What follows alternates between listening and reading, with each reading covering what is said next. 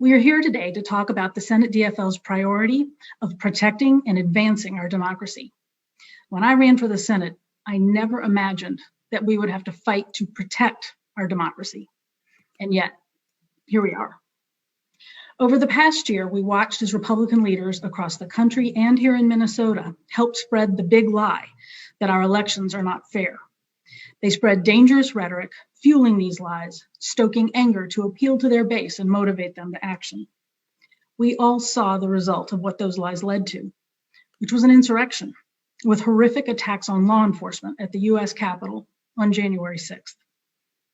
Telling lies about our elections had deadly consequences, just as the lies that COVID isn't a threat, or masks don't work, or climate change isn't real have had deadly consequences too. Words matter, and it is incumbent upon us as leaders to choose our words wisely and to speak the truth.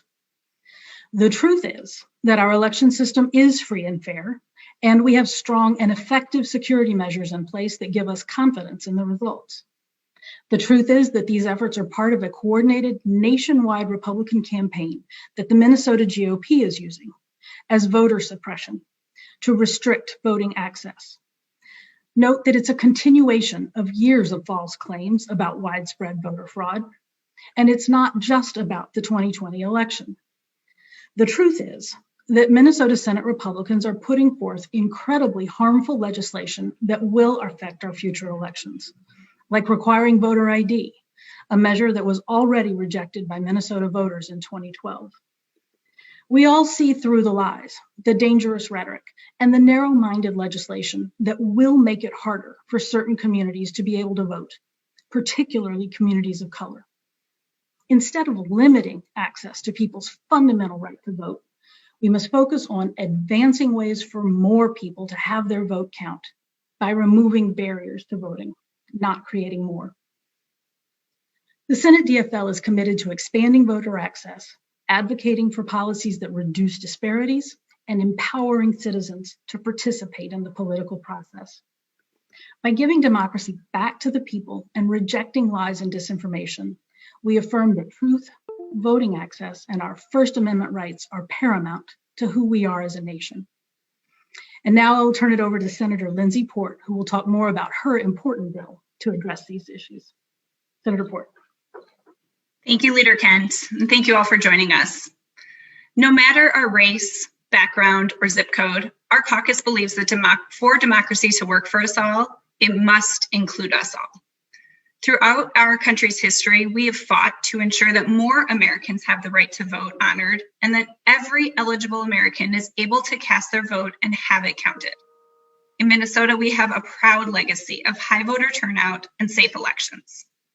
But a handful of politicians want to take us backwards and silence the voices of Black, brown, young, elderly, and new Minnesotans by making it harder to vote and creating barriers to register, instead of doing their duty and delivering pandemic relief and ensuring that Americans can get the vaccine.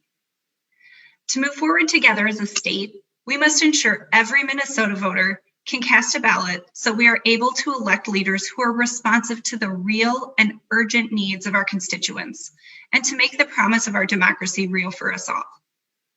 Our caucus is proudly leading the way on the Democracy for the People Act, Senate File 422, a comprehensive bill that addresses the work that we must do together to remove restrictions on our freedom to vote, invest in our election system, pull the dark money out of our politics, and ensure that voters are choosing elected officials in fair, representative districts. The Democracy for the People Act is a large, comprehensive bill, and I'd like to take a moment to highlight a few key provisions with widespread support from the public. Automatic voter registration would ensure all voters are registered automatically when they access other Minnesota services, like getting a driver's license or accessing Minnesota Care, where they already have to provide documentation. This would increase access to Minnesota voters who have recently moved, students, seniors, and greater Minnesota residents. Restoring the right to vote to formerly incarcerated individuals would re-enfranchise over 50,000 Minnesotans who have served their time and are active members of our communities. Strengthening our elections administration practices would make permanent the changes that helped so many across our state make their voices heard during the pandemic. Counties across Minnesota are calling for longer early vote periods to support the right for Minnesotans to choose when and how to cast their ballots. Campaign finance disclosure would reduce the power of corporations and wealthy interests that are distorting our politics. Minnesotans deserve to know who is influencing the outcomes of our elections. Transparent and fair principles of redistricting would ensure that districts are representative of communities in every corner of the state, rather than motivated by racial or partisan gerrymandering. Fair voting maps protect Minnesotans' right to choose who represents them. This is a make or break moment for our democracy. On Inauguration Day, just weeks after our country suffered a violent insurrection at the Capitol, spurred on by the big lie about our elections, Amanda Gorman said that our nation is not broken, but simply unfinished. This bill continues our legacy of improving and progressing our election systems and putting democracy back in the hands of Minnesotans. We must continue to do the work to build a stronger democracy, one that serves us today and is worthy of the state and country that we aspire to be. And now I'd like to turn it over to Senator Carlson.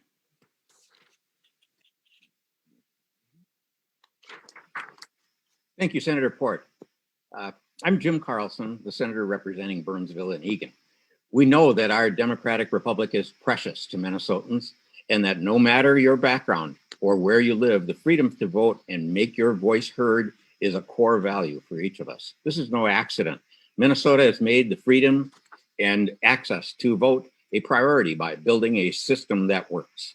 With our early voting options, absentee ballots, same-day registration opportunities, we make sure that no matter your zip code or circumstance, you can cast your ballot and be sure that it counts. Because of the shared value, we are consistently a national leader in voter turnout. Look no further than the recent 2020 election, where almost 80% of eligible Minnesotans turned out. 1,909,277 voted by mail, and 259,742 utilized same-day registration. Our success is only made possible by the local election officials, election judges, and volunteers in our 87 counties who make sure voters cast their ballots safely and with the confidence that their vote will count. This system has led to consistent success, yet now efforts are being made to promote falsehoods and put up obstacles that would fundamentally challenge Minnesotans and their freedom to cast their vote. We should recognize these efforts for what they are, part of a nationwide trend to interfere with the right to vote. Despite being rejected by Minnesotans before, Senate Republicans are once again advancing efforts like voter ID and provisional balloting that would make it more difficult for people to cast their ballot. It's up to all of us to set aside these false claims and reject these anti-democratic proposals and any other efforts to block Minnesotans from exercising their right. Instead of building on the success we've had in running secure, efficient, and high turnout elections, Senate Republicans are promoting variations of the big lie, following the lead of other Republican-controlled legislatures like those in Arizona, Georgia, and Wisconsin, and introducing voter suppression bills. According to journalist Ari Berman, 253 bills have been introduced in legislatures nationwide, all geared to restricting the freedom to vote. This will affect Minnesotans of every age in every zip code, but will disproportionately affect the poor, the elderly, and rural voters. Counties will be forced to have property taxpayers across the state to cover these unfunded mandates. These proposals will make it harder for people to exercise their rights, and measures like provisional ballots will make it harder for Minnesotans to know that their vote counted. None of these proposals have been requested by our local elections officials. Not one is supported by the nonpartisan voting organizations like League of Women Voters and other civic and community groups. Not one of these proposals will strengthen our democracy and protect our rights. What our election administrators have called for are common sense changes that make voting safer and fairer for all Minnesotans, the opposite of the extreme measures being pushed by the GOP majority. Election administrators are asking for more flexibility, increased accessibility, and the expansion of our freedoms. Now I would like to turn your attention over to Senator Kent Egan.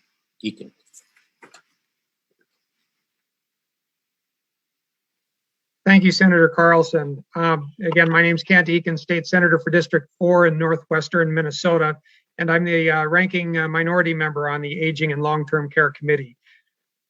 I want to discuss steps lawmakers can take to empower our rural communities and elderly Minnesotans to be an active part of our democracy. First, you certainly don't empower folks by making it harder to vote. Restricting Minnesotans' ability to vote through new ID laws runs counter to what we should want, which is a more engaged and active electorate. Restrictive voter ID laws hurt seniors and those with disabilities and those with limited resources the most. Many seniors, especially those living in nursing homes and those with disabilities, do not have photo IDs.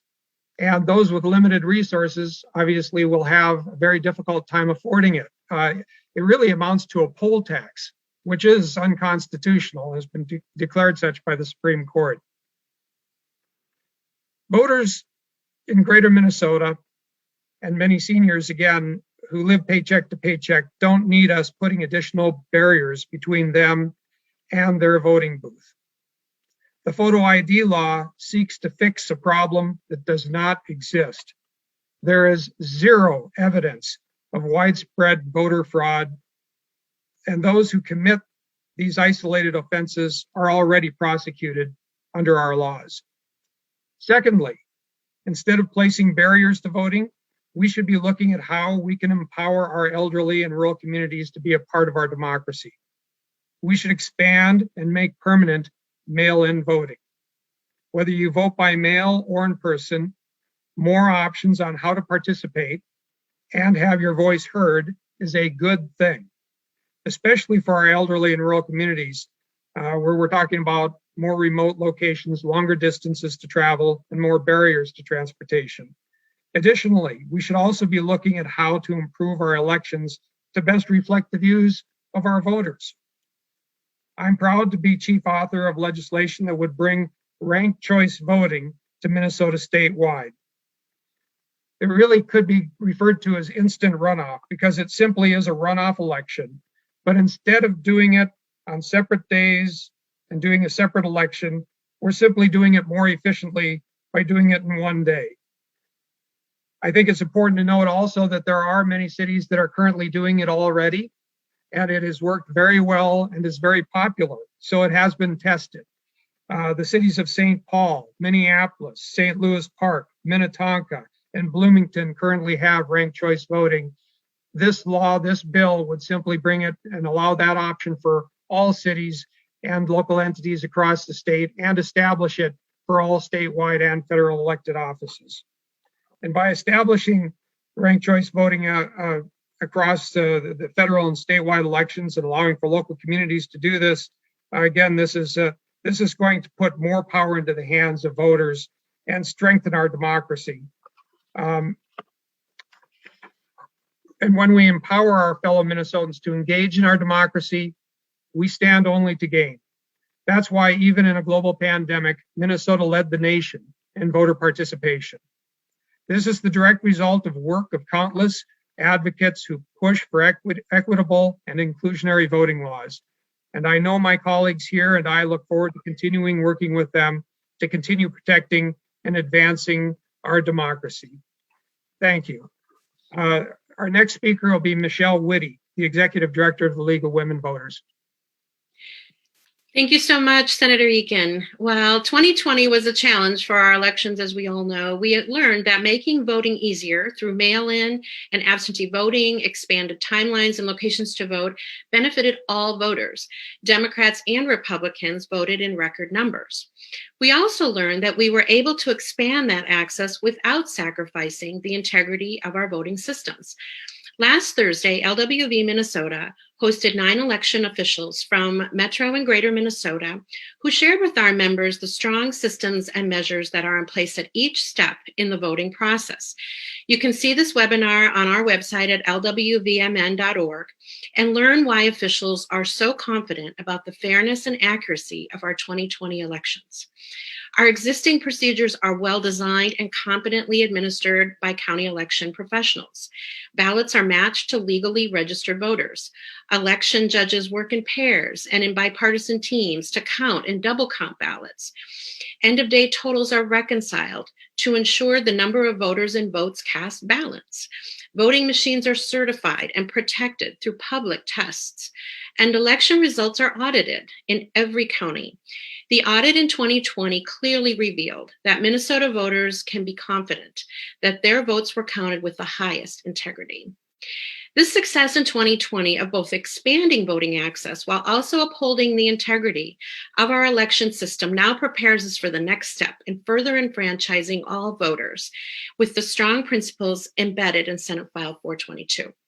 Expanding voter access, protecting voter rights and safety from intimidation, and preserving our election integrity by allocating Help America Vote Act funds without hesitation are not and should not be partisan issues. We at the League are willing to work with any legislator to protect these basic fundamental rights of our democracy. We will also speak out against any efforts that suppress voter access or create unnecessary barriers to voting. Minnesota, as we've heard today, has an incredible history of high voter turnout with strong election security.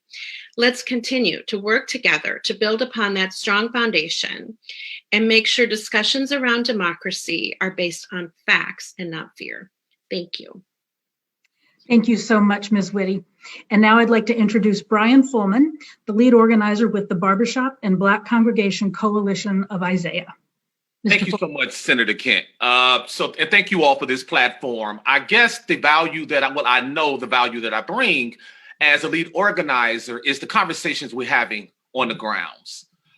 We organize, and specifically the West African American communities, but I understand, and my base understands, that a full democracy that includes everybody is the only way we all get what we want. So what I want to do is lift up the arm of restorative vote inside of our democracy. It's very important. So we need to understand that there right now are 60,000 Minnesotans whose lives would transform overnight if we were able to figure out how we can actually make it law that we include everybody and be intentional about messaging that everybody can vote. See, understand this. Me, myself, I was convicted of a felony when I was 19 years old. And for the next 15 years, I thought I couldn't vote. Here's the significant damage that happens when you have laws that are just Jim Crow residuals.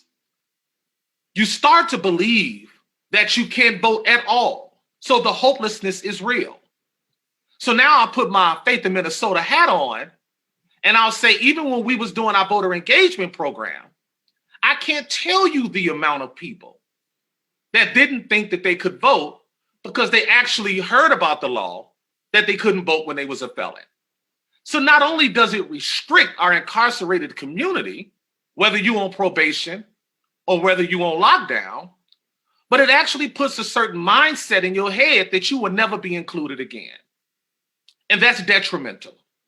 So when we're talking about all inclusion, and we're being very intentional about making sure that we protect our democracy, and not only protect it, but expand it, then we have to have laws that speak to this. There's far too many brothers and sisters of ours in Minnesota who do not feel that they are part of this state and that they have a voice that is worth listening to. So I'll say this in closing. As the state of Minnesota, we need to be intentional about joining the 13 or 14 states who have already took leadership in a very proactive way around our democracy. We should be intentional about removing obstacles out of the way versus putting obstacles in the way. And as I remember democracy, our democracy should be the people who are voting and choosing. and not our legislators picking and choosing the people who should be voters. Thank you so much. Thank you so much, Mr. Fullman. Very well said. We appreciate your being here. And with that, we will open it up for any questions.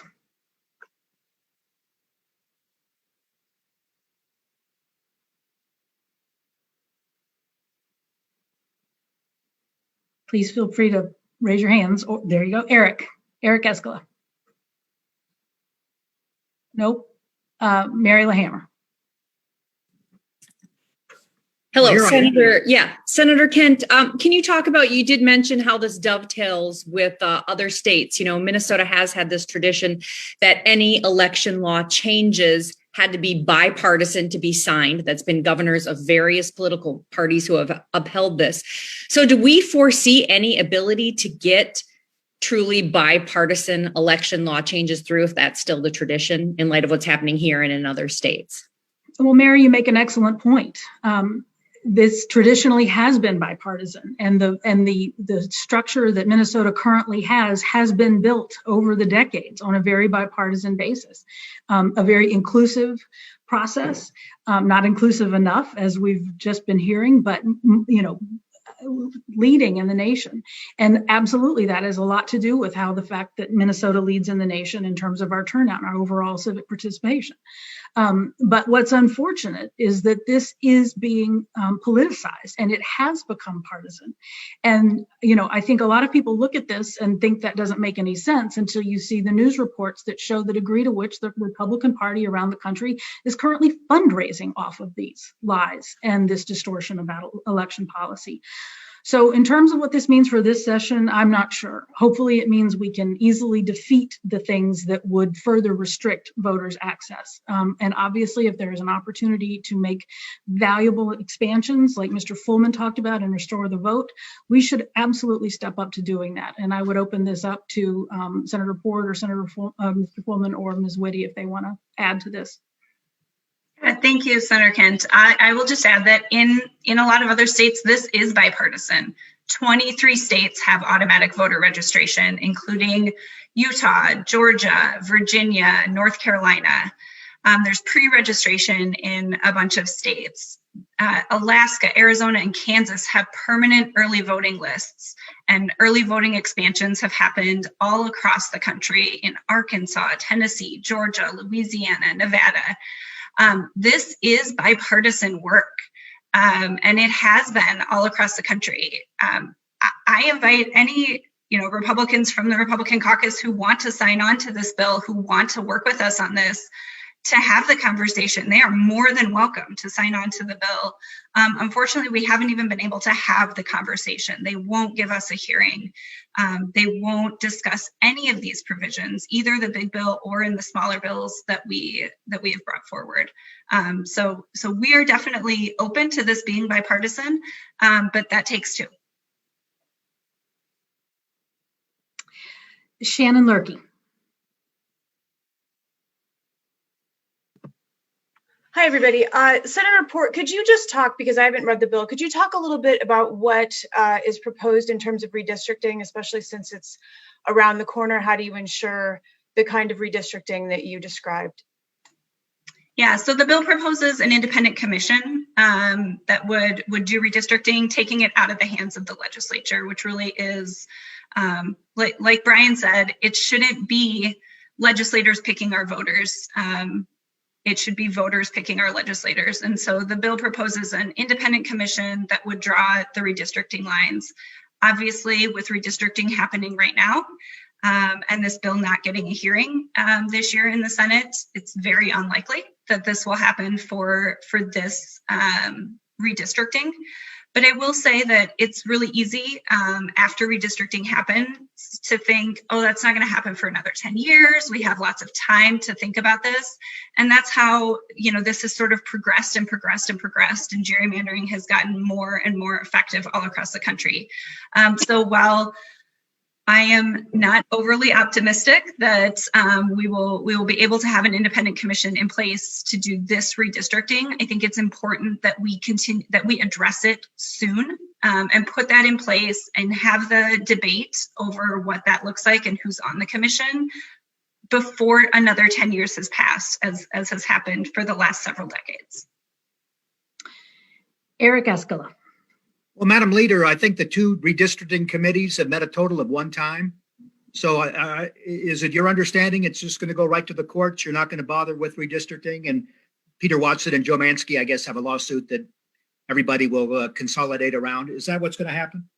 Well, I think the Senate Redistricting Committee has met twice. I'm not sure about the House, but you're right, not enough. But it is challenging this year because of the delays in terms of the data coming in from the census, and the fact that we may not see any of that data until this fall.